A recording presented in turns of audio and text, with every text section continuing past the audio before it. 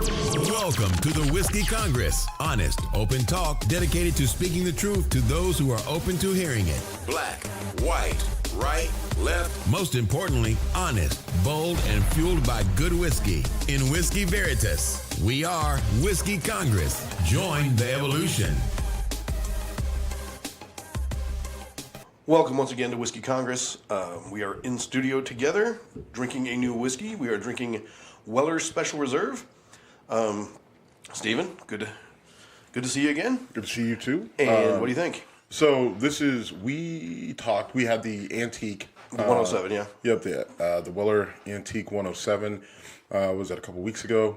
And I think I told you that I like this a little bit better. And the reason why is, I mean, the whiskey profiles are very similar. But that 107 is just, it comes through a little stronger. That 107 burn, is your proof on it. And so this Special Reserve comes through at 90 proof, and so it's a little bit smoother. It doesn't pack quite as big of a punch as the 107 initially, but it's just smooth all the way out.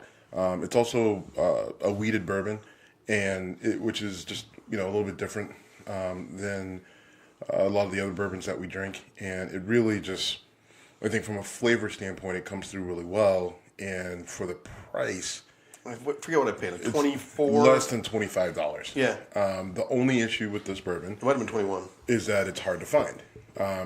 Is it? It kind of comes and goes in waves. All right. And because of the price, people want it. You buy it, you drink it because you're like, oh, it's only $25, and you go back out to buy it again, and it's not there because everybody's rated it. Right. Or people are hoarding it, like myself, because I think I have 3 bottles of this at home. With 2 antiques. In that case, I was about to say the bastards, but right. I mean the fine people who. Right. No, I'm one of those bastards. But I think actually one was a gift, and then I bought one, and then one was supposed to be a gift for someone else, and then someone else pissed me off, so I'm drinking theirs. That's a true story. The ultimate form of retaliation from Steve. Right. So for this one, I give it a 92. Okay. I only gave it an 89. Ooh, you're it gross. just, I mean, it's good. Don't get me wrong. 89 is no slap in the face of the scar. I don't know. I just, I like it.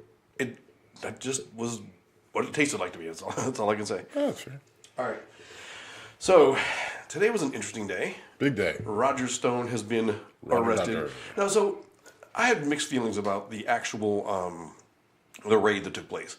Because CNN was apparently the only media outlet that was able to get there on site for the raid. They claimed that they were not tipped. It was just good journalism on their part. It wasn't hard. Everyone knew that there was grand jury activity yesterday. I mean, there were a lot of talks about that this was coming yesterday and last night on, whether it's satellite news stations and all your Fox News and all that stuff. So it really shouldn't have been a surprise that this raid was coming, and I think it's not. If you know where Roger Stone lives, then you post someone up there. The fact that no one, Fox isn't going to do it, right? Like Fox isn't going to be there. Why? Because they're pro-Trump, so anything that makes Trump look bad, they're going to sprint the other direction as far as possible. MSNBC, they're too busy doing whatever they do. Fanning each other's queefs. So, I don't know. I hate MSNBC. I think it's a lot of garbage journalism over there. Not that CNN's really that much better. I think all 3 of your major, whether it's CNN, MSNBC, Fox, they all it's all opinion-based crap. You just cannot get away from the spin with any of them. And I think in this particular instance, it was pretty easy to figure out what was coming. Now, in terms of them, CNN actually being fed a tip, you can never. Who cares? Who cares? Yeah. Who actually cares? The point I was going to make is, so they're showing the footage of it, and the FBI is there. Tactical weapons drawn. They treated this like they were raiding a drug sting. Well, the concern is the loss of evidence, right? Like when you go in like that, the main point is to preserve any and all evidence that you can. And people are like, well, he's not a flight risk, and he's not going to shoot anybody, and he said he would go in with no problem. Yeah, maybe, But now we trust people who've been indicted by the government. Now we Right. trust. I mean, those same people who are saying Roger Stone is being treated unfairly, and I'm not lumping you into that category. Okay. But those are the same people who, will defend the police and go Blue Lives Matter on you the instant that anything happens to anyone that they're not sympathetic to. And right? the FBI has training and Right, they have protocols, and their protocol is probably when you're doing this sort of thing. Right, You've got guns handy. You've got he's a high risk target. Not that he's a flight risk. Not that he's who's gonna come out shooting. But he is someone who may be trying to destroy evidence, given the charges that are being levied against him. And so to do that, that's how they go in. That's their protocol. A lot of people don't like it. Well, they're doing their job. They're doing their jobs. I mean, and it's funny because you got a lot of your pro law enforcement people who are just beside themselves. Who are like, how could you treat an American citizen this way? Like, listen, the dude walked out. I mean, it's not and was free by lunchtime. Like, they startled him. I mean, like that's how these things go. I mean, that's a shitty start to your day, though. Oh my God, it's terrifying. Oh boy, could you imagine? I mean, just coming out of a sleep or taking a shit or whatever you do in the morning. I mean, just lights, guns, loud. If there's dogs, like I mean, I can't even imagine what that would be like. You know what's funny? Chad Ochocinco is Roger Stone's neighbor, and he said he had never seen anything like it. I actually tweeted it. I had no idea. Yeah, I put it on. I put great. it on our Twitter account. He said that he was just like, man, they came in and got my neighbor Roger Stone. I never seen anything like that. I thought it only happened in the movies. Oh my goodness, that's so great. It was great, and then it's just like you live next to Roger Stone. My God, like we.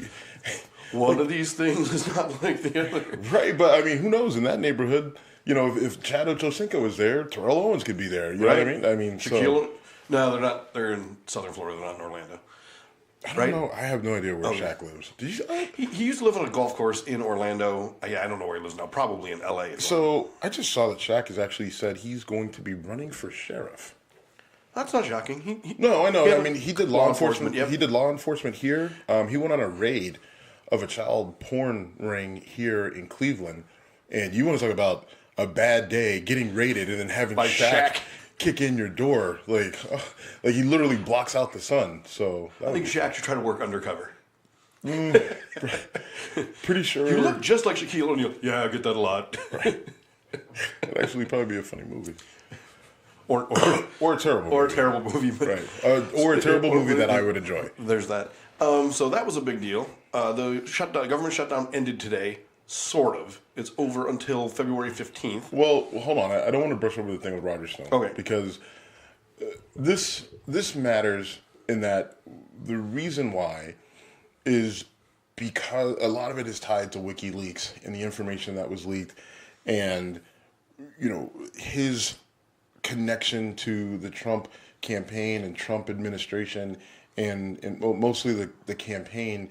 And was he facilitating the use of this information from a hack server to use in the campaign and all that sort of is connected to this whole thing and where Trump continues to get himself, he continues to trip a little bit, I think, and maybe he's doing it on, maybe it's a crazy like a Fox thing or whatever, but he continues to throw out there, no collusion, see, biggest witch hunt in the world, see, and the thing is that, listen, yeah, whether there's collusion or not doesn't really matter because that's a word that's been co-opted by the media as just their term for his relationship with Russia. But in reality, Mueller's building a conspiracy case against Trump, right? Like you can see it starting to come together.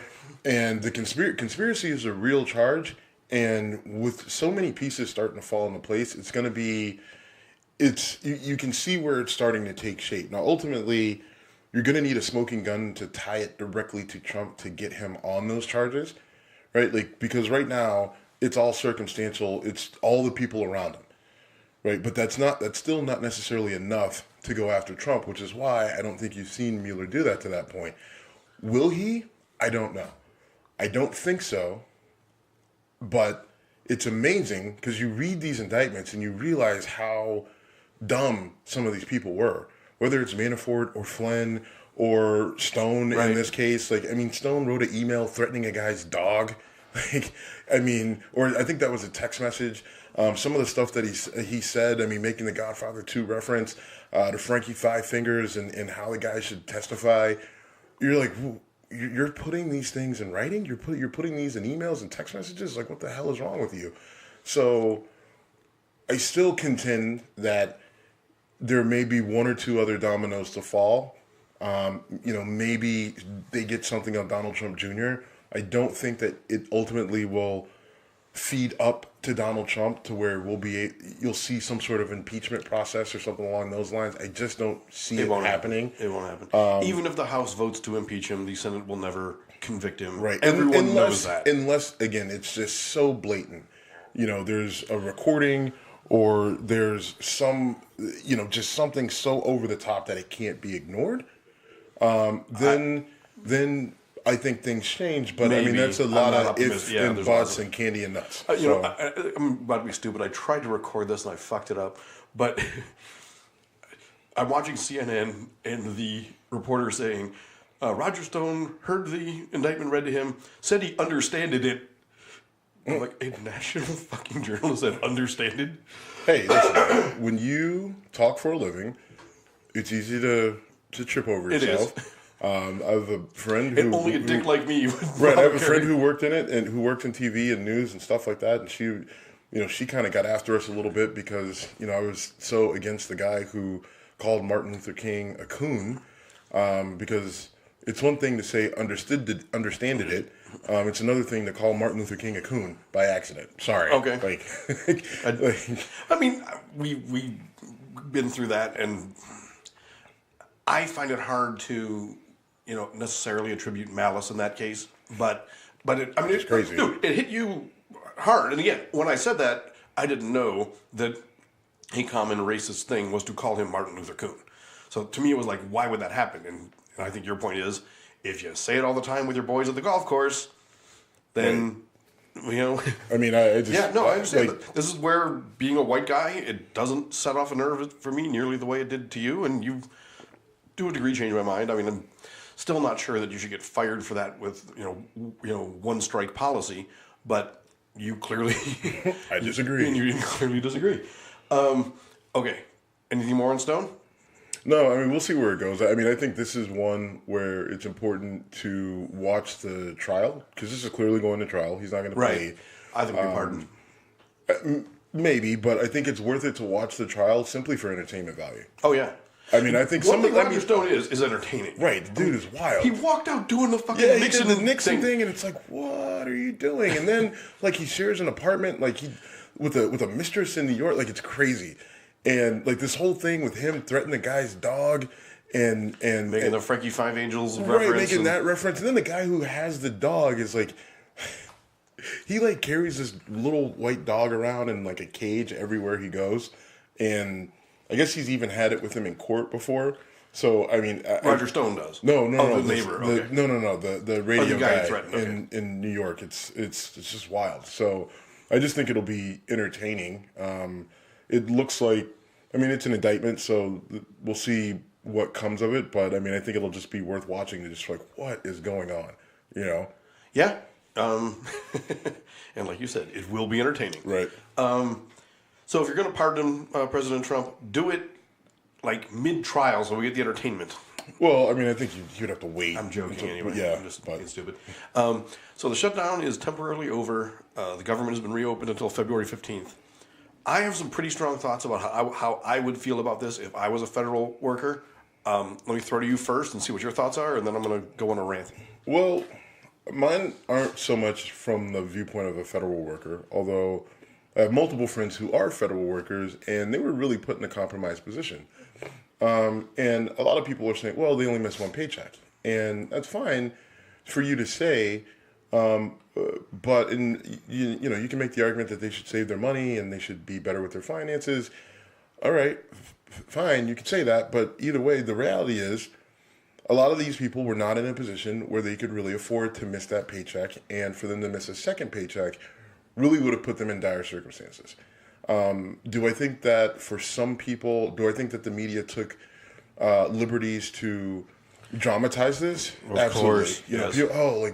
people miss one paycheck and now they're eating out of food pantries right, and rationing their insulin. Right, and now, listen, if you're out of insulin and you didn't get paid, and your benefits didn't get paid, insulin is expensive. I know firsthand. Yes, you do. And depending on what your plan is, I mean, or what type of insulin you take, it can be very expensive. And if you miss a paycheck, you may not have the money. And think about it; it's early in the year, so do you have flex spending? Just got through the holidays where people tend to blow a bunch of money. Right. I mean, there's a lot of different variables out there, so I don't think you can underestimate the idea of a person missing a paycheck.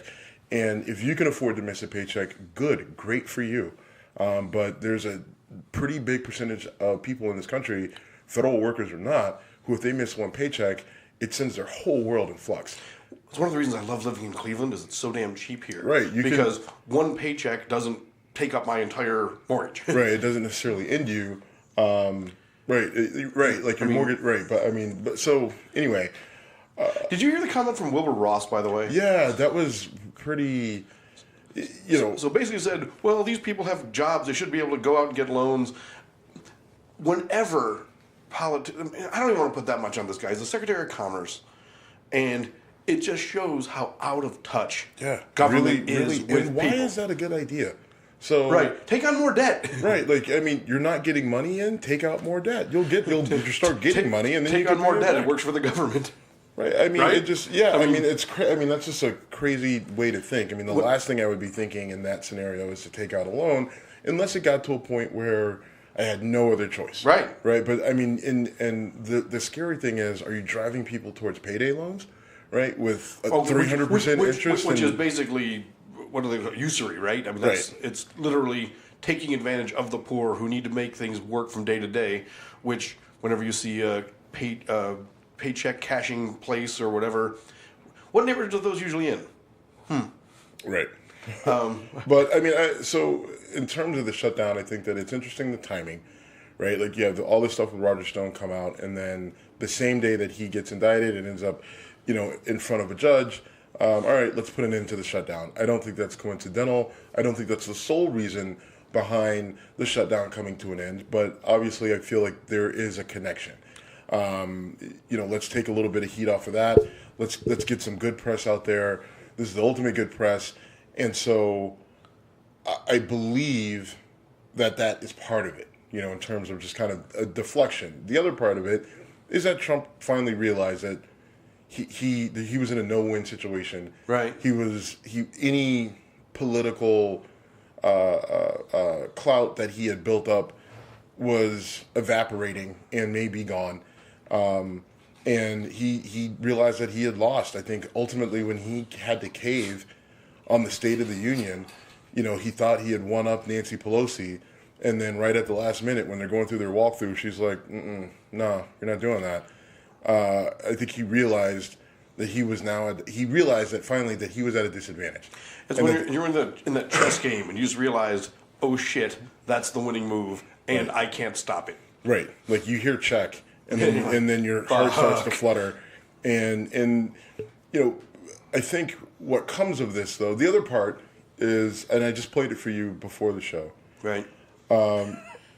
Is Trump finally comes, and I've said all along, this is about semantics, right? This is about how you say it. This is about how it gets addressed. So he's talking about this bill that he hopes that Democrats and Republicans can come to him with, that he'll sign, that's for border security, that's, yes, a lot of it's for wall, but a lot of it's for technology, and that it's not going to be a 2,000-mile long border. Now, his words, we never asked for that. Like, bullshit. That's why we're here. Donald. Right. But, and part of the reason why I say bullshit is I've said all along, it's not a 2,000-mile, it's not going to go all the way across, right? Like, right. I mean, you and I got into it, and I said that border security is all-encompassing, right? Like, we have natural barriers, so why do we need a wall where there's a mountain that no one can get over, right? And that's what I've been saying. Right? It's stupid to try to make a coast-to-coast wall. But again, we've heard it from multiple people in the administration. It was never going to be a wall, but he got it in his head that because he said the word, we're going to build a wall, Mexico's going to pay for it, right. All that shit, he had to throw it out there, and he wouldn't back down off of it based off of just how it was being presented. And finally, he realizes, listen, I am getting my ass kicked here, and I've got to bend it. So now he comes full circle with, this is what it is, right? This is what it is. This is what we're asking for. And I've said all along, like, if he could have done that and taken a victory lap 3 weeks ago. Yeah, that's the rant I was going to go on. Is if I'm a federal worker, I'm like, are you fucking kidding me? My life has sucked for the last however many weeks. Was it 6 weeks? No, it was 3 weeks. No, I think it was. It's 34 days. So okay, right. Whatever. But I mean, and again, I mean, four and a half. Right? Like, yeah, I mean, their life really got hard because they got paid right before the new year, and then the shutdown goes into effect, and then you're working basically for free for 2 weeks, right? And then you don't get that check, and it's like, ugh. Right. You know, and then you've got another 2 weeks, and they literally come up to the day you're supposed to get paid. So they're not going to get paid today, I don't think. I can't imagine they will be. Right. So we heard in Trump's speech, as soon as possible, very soon. Right. He said very soon, as soon as possible, or whatever. But you know, I mean, and that's the frustrating part. And I think we agree that we could have figured this out a hell of a lot sooner. If you know, I mean, listen, he played chicken with someone else's life and lost. Right.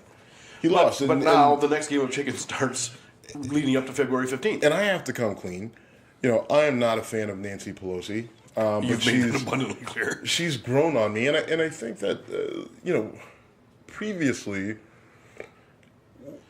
on Whiskey Congress, the position that she was in, you know, Speaker last time. I mean, we didn't really she didn't really need to flex her muscles all that much, right? And in this particular time, this particular instance, she stepped up immediately. I thought she was 100 times more effective than Chuck Schumer. I can't stand to see Chuck Schumer at the podium. I hate the sound of his voice. Again, you've made this abundantly right. clear. But you have to say that. Listen, Trump stepped into a ring with someone that I think he thought he could bowl over, and from the beginning, she's like, "You don't know what you're up against." And there are people who will defend Trump and say that he somehow won because in the end, he's going to get his wall. And okay, fine. And he never really wanted the whole thing. And he never. Right. Well, okay, fine. All right, fine. You whatever you got to do to lick your wounds to get through this. But this is one that Trump takes a loss. He takes a loss. You heard a lot of people over the last month unnecessarily when we could have been here. He makes this concession, for the good of the people, just so people don't have to miss a single check, right? If you care so much about the people, then we should have figured this out to the point where. We should have figured this out would she put this in front of him on day one, the day that they went January 3rd, she puts this in front of him and, he's the one, no, I'm going to own the shutdown, the whole thing. And now here we are. Yeah. And, another thing from the perspective of these workers is as bad as everything was, there was also that element of uncertainty. All right, as much as it's tough for me to do this, I don't know when this is going to end, if it's going to end before my resources run out. Right. So when you don't know what you're planning for, it's that much harder. Right. And that's a great point. And that's something that we were, where I work, I'm looking at it, and we're trying to figure it out. Now, the reality is we're in a situation where there's a February 15th deadline right. of, getting a budget through and, funding the government for another extended period of time. And we don't feel comfortable with that deadline at all. So today, at about 3 o'clock, we have an emergency meeting and we say, what can we get done between now and February 15th? Your life probably becomes hell for the next couple of weeks, yeah. It does, because, we were just stuck in a state of limbo, for the last month. And so now, and we had a lot of things ready, but there's just so much that we couldn't do until we knew what our time frame was. But now that it's here, and it's not, and they didn't come to a long-term agreement, we have a very small window to get a lot of work crammed in and submitted to HUD and hopefully get something back from them so that our deals can go through. So it becomes, that uncertainty is still there. Sure. But now this is even worse for someone in your position, because you have now a deadline that may or may not be critical. Incredibly powerful, right? So you've got to sprint as if that deadline is everything, and then they could move the finish line 3 more weeks down the road, and you don't know it. But I would rather, and this is, my point today that I made in the office was, we have no choice but to go into this like we have to finish before like February 14th. Valentine's Day, we have to be done. The St. Valentine's Day Massacre. Right. I mean, and that's that's the reference that I made, because otherwise February 15th hits and the guys in Washington don't have it figured out. Trump throws a temper tantrum. Pelosi goes ape shit, whatever it might be. We could be back in the same position, and we don't want to have any stragglers. So we have to go in and get everything wrapped up. We have to be very mission oriented until that point, and then hopefully we can get it all where it needs to go, and then cross our fingers and hope that things work out the way we need them to. February 15th is going to be interesting, though, because Trump, like you said, he bragged and basically said, I will own this shutdown, claiming it was over national security, and I won't even go down that path. But he said, I'll own this shutdown. He ultimately had to own the shutdown because everyone heard him say that. And no one's going to want to own another shutdown I liken this now to like a work stoppage in a professional sport. It's like the owners do it, the players do it, they fight. And then eventually the people who, are watching say, fuck you. You guys are elitists, whether you're elite politicians or elite athletes. And, it nearly killed baseball. Right. Nearly killed the NHL. Beat the shit out of the NHL, actually. It's still impacting them. And so no one's going to want to own Shutdown Part 2 3 weeks removed from this bullshit. And I think the biggest thing to this is if they can do something smart regarding border security. Because I'm a firm believer that we do need help. We do need additional money in border security. I think that a lot of those resources should be in technology, at ports of entry. Yes, build wall at vulnerable positions, but, understanding that there's the border is just not this simple idea, or it's a complex thing. The terrain itself is complex and difficult to navigate. The situation that you have between cartels and gangs and just people, in general, like that's not. It's a humanitarian issue, and it's not as simple as we just have to stop them. That's just there's more to it than that, and there's a lot that's going to have to go into this, and if they do it the right way, right, then and they can get that at least in process, then I think the rest of the stuff, healthcare, all that other shit, like they'll figure it out. Healthcare, I'm kidding. all that other shit. Yeah, I'm just saying, like they'll figure out a way to come to an agreement where they can get a budget through. I hope so. And I will say that the whole fight was originally over $5 billion, and you and I had this conversation at a bar the other day. $5 billion doesn't build the coast-to-coast wall, and now that they're doing what I think is smart and using more technology, and it's physically stopping a family trying to cross the border, a wall works great, because if you got a 2-year-old kid, getting a 2-year-old kid over a 10-foot wall is a real challenge. If you've got a drug cartel that wants to get over a 10-foot wall, they've got the money to burrow under it and pop up in Utah. Yep. And the idea that a wall is going to stop human trafficking or drugs, to me, is just silly, and that's why I've taken the stance I had before, because I'm sympathetic to the asylum seekers. Even if they're not... If you're coming from Nicaragua, you probably don't know the proper protocol for getting into the United States legally, so you might do an illegal thing.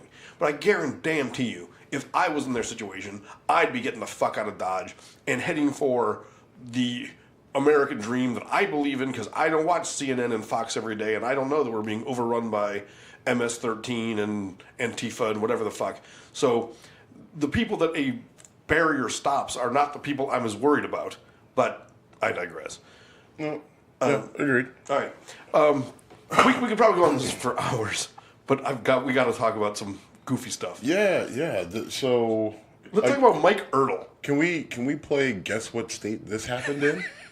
I'm glad I didn't say it. I almost said where he's from. Okay, so you want to, or can I do it? No, you do it. All right. So the Secretary of State for a state served in office for 17 days when images showed up of him dressing in blackface, which we've gone back and forth on that. He's a white guy. A white guy dressed in blackface as a woman wearing the words Katrina victim on his shirt. Yes.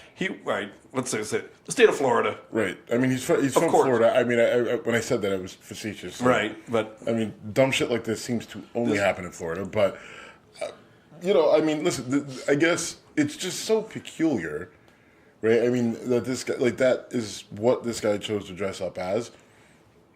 There's not a whole lot to the story because he was elected. Pictures showed up. Or appointed. Right. Or I'm sorry, he was appointed. Pictures showed up. Immediately steps down. Right. There's no ifs, ands, or buts about it. About how ridiculous this is. And there's some people who are going to say, "Oh, it's not that big of a deal." Yeah. So when that girl dressed up as Crazy Eyes from Orange Is the New Black, I was one of those people. She was dressing up as a TV character. I was Mr. Put it in context, and I'm always going to be that guy. Let's put this in context. Yep. Because not only did it... So other people will say, oh, it happened so many years ago.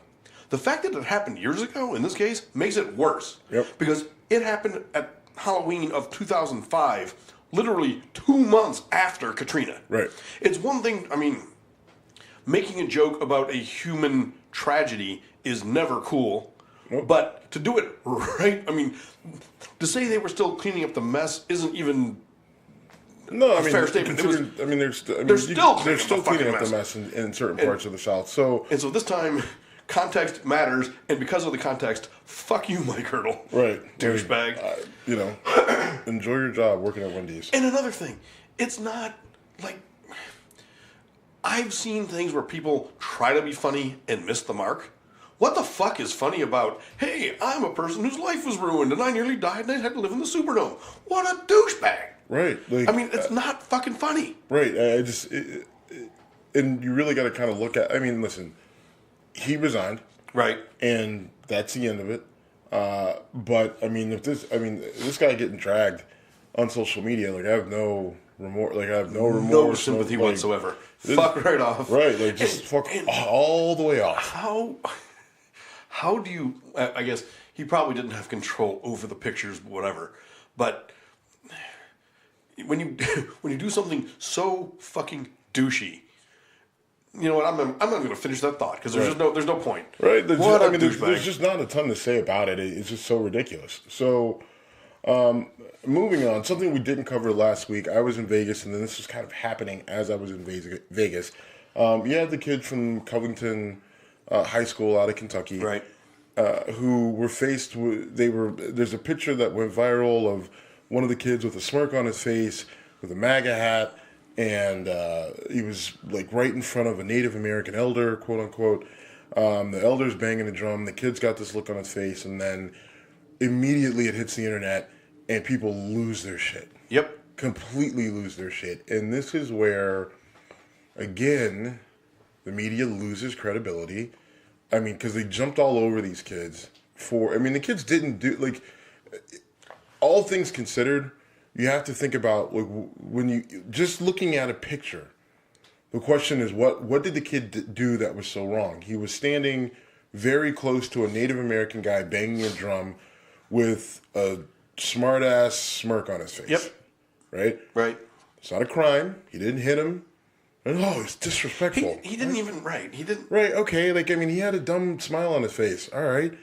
And these kids, they took some heat. They took a lot of heat in the media. A lot of people on the left and CNN and Huffington Post and all your, mainstream liberal outlets just went all in on these kids. And then the faculty of the school and, listen, yeah, they're privileged white kids. And my contention is that these kids, the only thing that they were guilty of was being white and wearing "Make America Great Again" hats. Right. Now, the MAGA hats have become, fair or unfair, an offensive symbol, right? Mm-hmm. People you see that. I react to it. If I see someone that's I'm gonna roll my eyes and go, you and I are probably not gonna have a positive discussion on this issue. But like you said, this kid's 16, and I hate to say this, but I'm gonna do it anyway. If you have a guy banging a drum 2 feet from me, right in my face, I'm probably gonna get goofy. It's just a weird thing to have. Having a person in your face like that is awkward already, and now chanting and banging a drum in your face. It gave me flashbacks to Will Ferrell in the more cowbell thing where at the end he's like banging a cowbell in the guy's face, and I mean I know it's a silly comparison, and don't fear the reaper, but this is a great example of a failure by the media, and in this case I'm pointing mostly at the liberal, almost exclusively at the liberal media, because they were so eager to find a villain, they didn't get the whole story, and then there was they just completely butchered it. Yeah. Right? I mean, they said that the Native American guy fought in Vietnam. Nope, he didn't. He was AWOL a lot, and he was in the military, but he wasn't a Vietnam vet, and, his military record was sketchy at best. They went in on these kids, and that's the part where, no one who got really angry at these kids could tell you what they did wrong, other than you disrespected a Native American ambler, right? The kid stood and wouldn't let the Native American guy pass, but he doesn't have to do. I don't even know if that's fair. Well, I guess he what I should say, impede him. Right, he was standing. Native American guy is coming through. He said he was trying to defuse the situation or whatever. Right. Okay. It would have been a charge, not a block. Right. Exactly. That's a great. I mean, because the Native American guy is coming at him, and so everyone's like, well, he should have turned and walked away. Like, okay, listen. He's a 16-year-old kid against a guy with a drum. There's no, there's no requirement to retreat.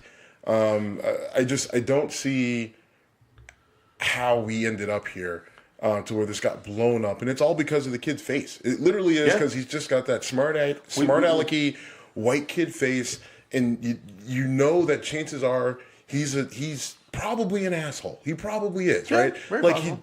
You look at him, you watch the interview, it's just like, man, you're probably such a dick. But that being said, it's just an assumption. I have no idea. I don't know if that kid, he might be the nicest kid in the world, right? He might be the nicest kid or whatever. Either way, it's all based off of how his face looked in a picture, in a situation, and because the people around him are wearing these hats. They villainized them. The hat became the... Right, they villainize these kids over... Seriously, if that kid's wearing a UK basketball hat, is this even a story? Yeah, I think so, because... I'm thinking about it now. I just think because you had... The Native American guy is the key. Right, I think the Native American guy is the key. He's a sympathetic figure, and then you have just the white kid represents that symbol of white privilege, and that you have people on the left who are just so blinded by rage, by just any sort of the thought of white privilege has gotten a lot of liberal white people just beside themselves. Right. Sure. I mean, whether it's white guilt or just misguided social justice, whatever it is, they just lose their shit anytime they refuse to look into an issue, right? So now all of a sudden, once you start to pull this thing apart, the kids are the least of the worries here, right? I mean, because we don't even know, the whole thing with the Hebrew Israelite black dudes. What? All right, do you know anything about them? I don't. I watched them rant. So just to clarify. This all kind of revolves around this group of, I think they called them the Black Israelites or the Black whatever. Something Hebrews. They were basically yelling Bible quotes and that's... Well, it was more than that. They were yelling other things that were pretty... True. Some pretty aggressive stuff, yeah. So... what are we... It was just a bizarre situation. Yeah. It was just a bizarre situation all the way around, and I think the kids were treated pretty unfairly, and it's frustrating because... Now that aligns you with some people that you wouldn't always necessarily align yourself with, right? Like Dana Loesch, who's a big NRA person. Right. She's defending these kids left and right, which I think is interesting because, they're only 16 and they're young boys. It's just like, oh man, you went pretty hard after the Parkland kids, Dana. So we don't forget that. And so it's interesting to see her supporters do. Right. What's that? Her supporters forget that. Oh, right. And I don't really have a problem with Dana Loesch. I mean, she hasn't... I do. I think she's a... Well, you hate the NRA. I do. So you're biased. You're right. And so, I don't necessarily have a problem with her in particularly, but I think it is interesting for her. She went pretty hard after David Hogg, right? And you know, attacked him, criticized him. He shouldn't have gotten into Harvard. Shouldn't all those sort of statements, and now she's coming in defending this kid. I mean, he's just a kid ground. He's just a kid, right? And like, why are these adults coming after him? And that's not right, and that's not fair, and he didn't do anything wrong. Okay. David Hogg just happened to be at a school where people got shot up and died, and he says that's not good. Right. So I mean, you know, I can get why she doesn't like David Hogg, but at the same time, like you need to kind of check yourself a little bit. But I agree, these kids shouldn't be getting dragged through the media. Now, listen, the kid's family is fortunate enough where they were able to go out and hire a PR firm and get him on the Today Show and all this other stuff. So, I mean, he'll be fine. Is that the definition of white privilege? Basically. No, it's rich privilege, isn't it? It is. Because it is. I mean, you know, that's a class thing. You know, you got money, you figured it out, but, you know. And he's white. Right. I mean, the look. Okay. Yeah. But I mean, it's easy to see why it gets people riled up. But I mean, I honestly couldn't believe how people lost their minds over it. I really couldn't. And how people jump to conclusions. I mean, truthfully, neither of us had a reason to be surprised. This is what's become standard. However, boy, it didn't take a lot of, you know, crack investigation to figure out. I mean, the video was out there. When you watch the whole thing, you realize this is a much deeper story than smug kid with a smirk on his face. Well, and then I thought, like, I had no idea what had happened. I see the picture. Obviously, there's all the outrage. You know, people, you know, someone put out a really, like, someone actually said some shit that I would say. And they no. Right.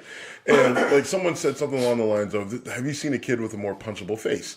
And I initially thought, that's hilarious. And I'm like, shit, he's a kid. He's 16. It's still funny. It is still hilarious, but, I mean, that's the sort of thing. You know who said that? I think Kathy Griffin said that. No. It's hilarious. I felt bad.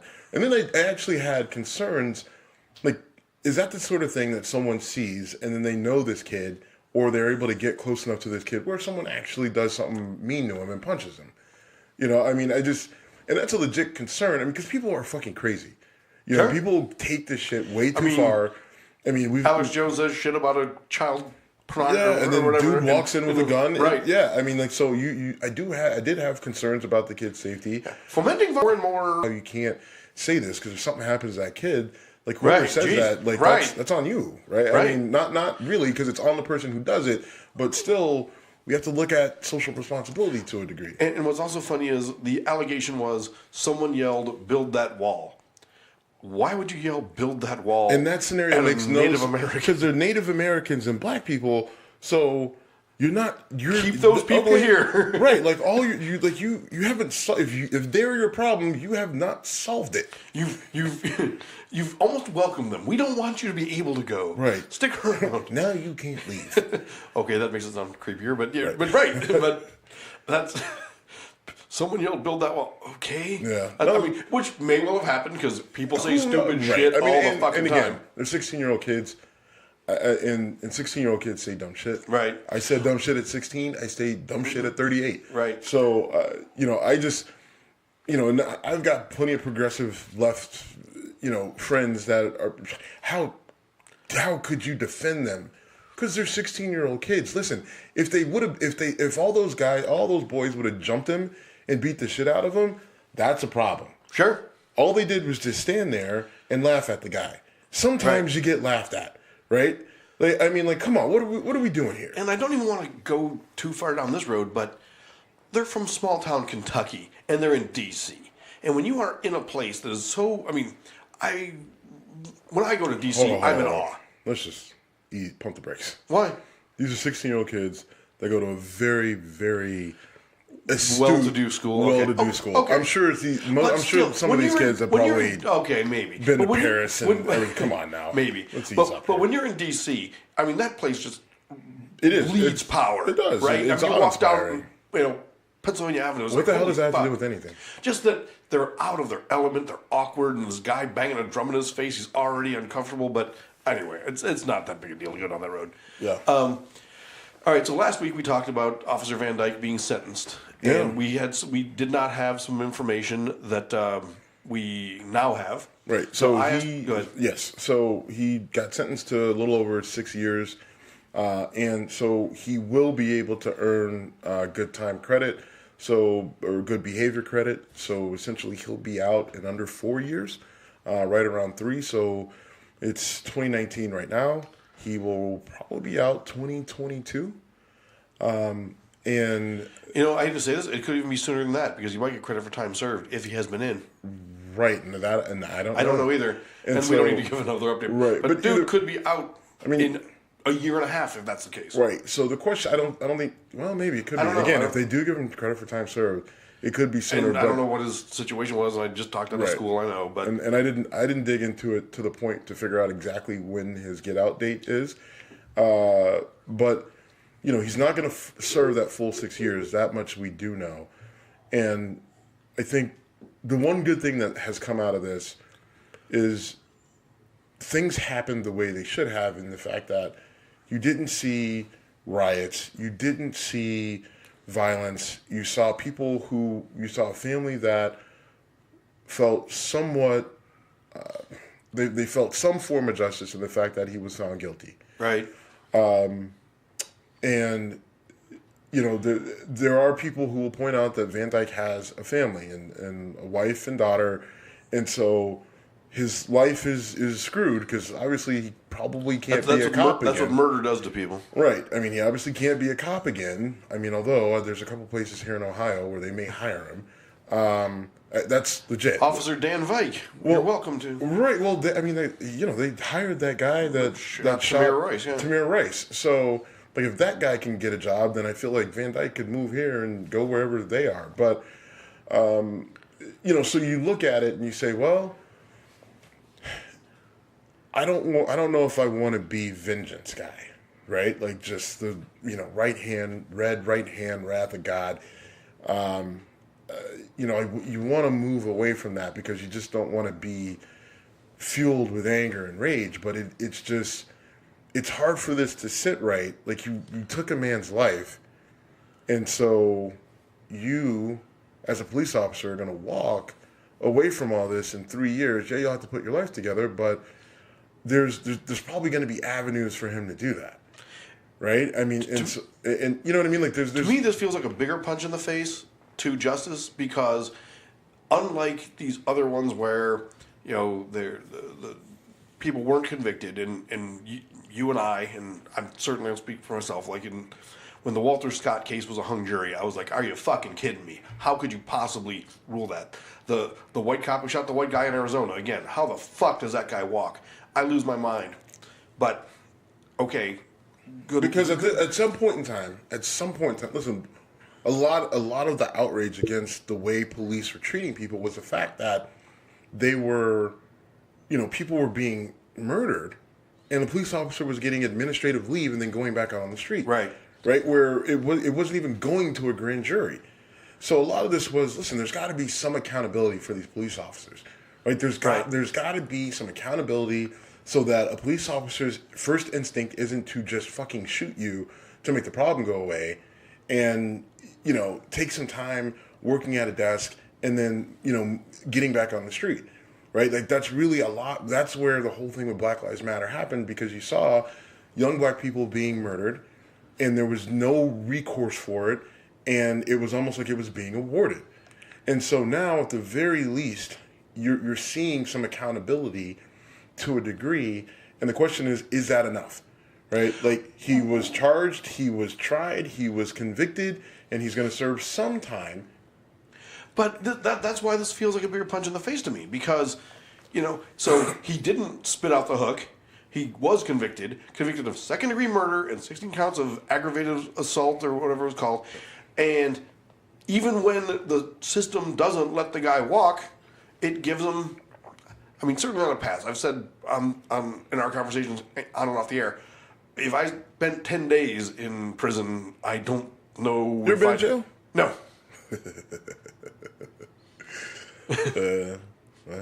Is there a raid about to happen, you motherfuckers? Well, that's about to change, Jim. No. FBI! And Roger Stone is in front of him going, And that's the guy who told me to lie. And what we learned is that you shit yourself whether it happens at 6 o'clock in the morning or 6 o'clock in the afternoon. That's probably a good way to wrap things up, right? Yeah. All right. So next week we're going to talk about our gifts from Cleveland Whiskey because I'm excited about these. smoker bricks from Cleveland Whiskey. Steve and I both use smokers to cook. It's a little cold out right now, so that's not going to be happening soon. We got black cherry, we got mesquite or no hickory, black cherry, white oak, and Sugar maple. So we will be cooking with our smoker bricks from Cleveland Whiskey as soon as reasonably possible. And I'm interested because these are bricks, and these aren't like I normally use like a chip form, and so I'm wondering. Not only they're bricks that have whiskey soaked into them. Yes. And I opened one, so they're still wet. Ooh. Oh yeah. Nice. Oh yeah. This is gonna be interesting. I could see the condensation on the inside. I can't wait because the plot thickens. Yeah, I got a couple things. I mean, we were going through the Michael Simon book that you got from them, and I think that these would just make that prime rib on the smoker perfect. I'm curious, which one would you of the 4 woods we have here? Which one would you go with? Because I'm kind of concerned about that. Not like talk about first world problems. What wood am I going to use when I smoke my prime rib? But I don't want to put a prime rib in there with the wrong. Yeah, I mean, I think you could. I don't think any of these will hurt it. I could argue with the way that Michael Simon has suggested to season it, that you could probably. Which is a lot of horseradish if you. Yeah, I mean, so part of me says to offset like some of the mustard, maybe with the sugar maple, or just go with the American white oak. I think I'd go American white oak. Well, white oak the first time. All right, man. Good talk. We'll do this again soon. All right. Later.